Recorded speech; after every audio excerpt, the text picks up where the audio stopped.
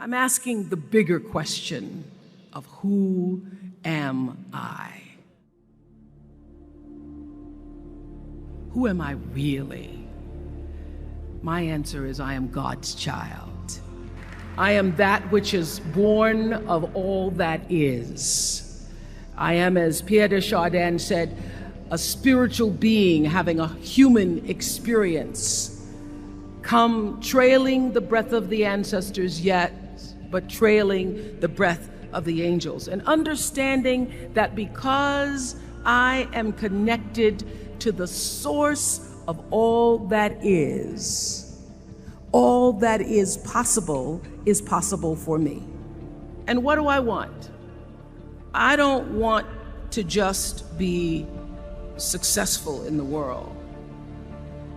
I don't want to just make a mark or have a legacy. The answer to that question for me is I want to fulfill the highest, truest expression of myself as a human being. I want to fulfill the promise that the Creator dreamed when He dreamed the cells that made up me. What do I want? You must have some kind of vision for your life. Even if you don't know the plan, you have to have a direction in which you choose to go.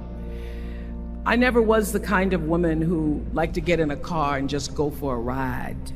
You want to be in the driver's seat of your own life, because if you're not, life will drive you.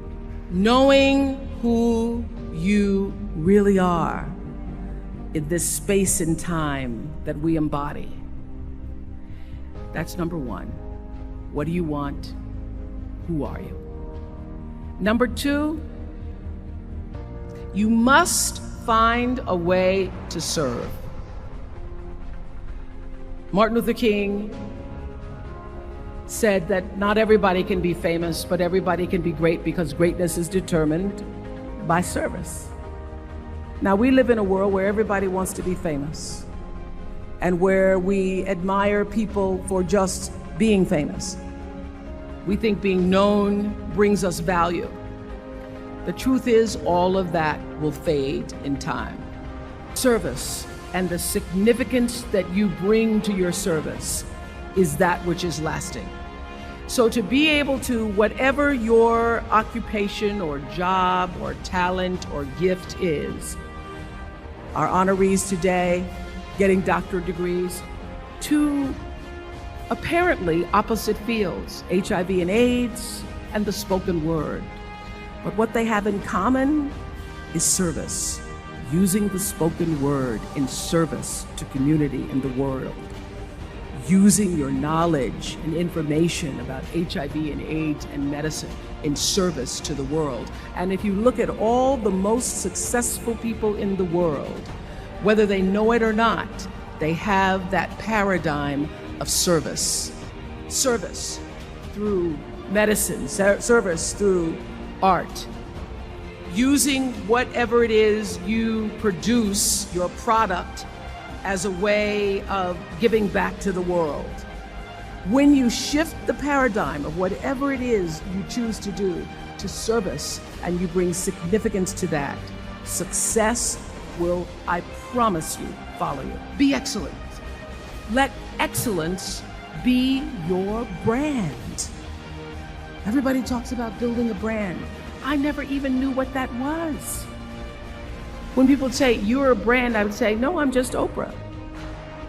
What I recognize now is that my choice to, in every way, in every example, in every experience, to do the right thing and the excellent thing is what has created the brand.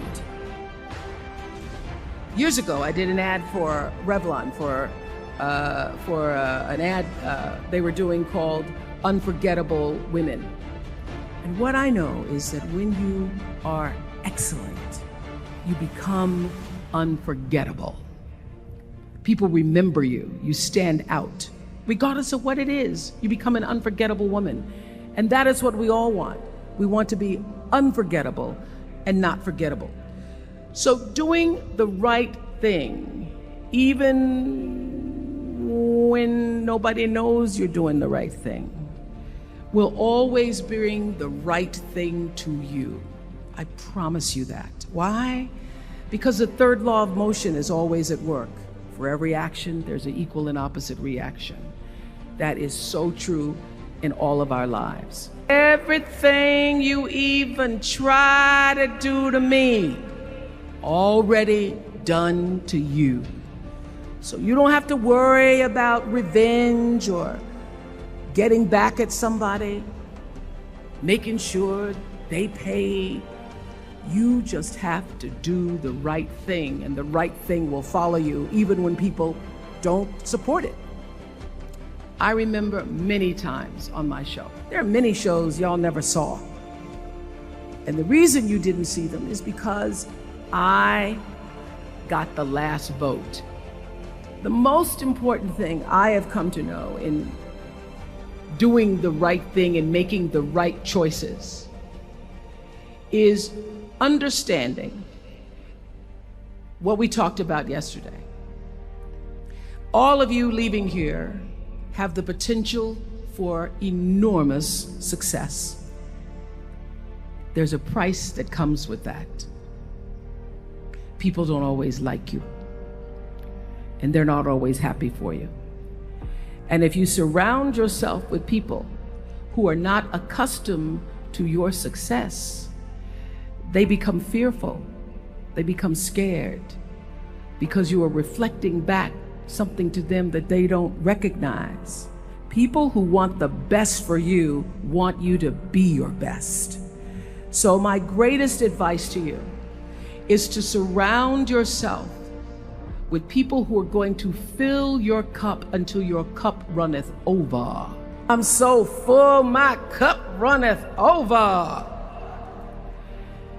And to know that once your cup runneth over, you cannot spend your life with your gallon-size offerings, offering them to pint-sized people. You have got to surround yourself with gallon-sized people who can hang in the same company with you, so that you're not offering your gallons to those little pints out there who can't hold it anyway. The biggest choices begin and end with you, your internal big questions. Who do I want to be in the world? My relationship to source energy, to all that is God. Your experience of that which is all life, which is divine and universal. Being connected and aligned with that. When you are tuned in and charged into that, whenever you feel empty, you go inside yourself and you connect to the source, and you know that all things are possible.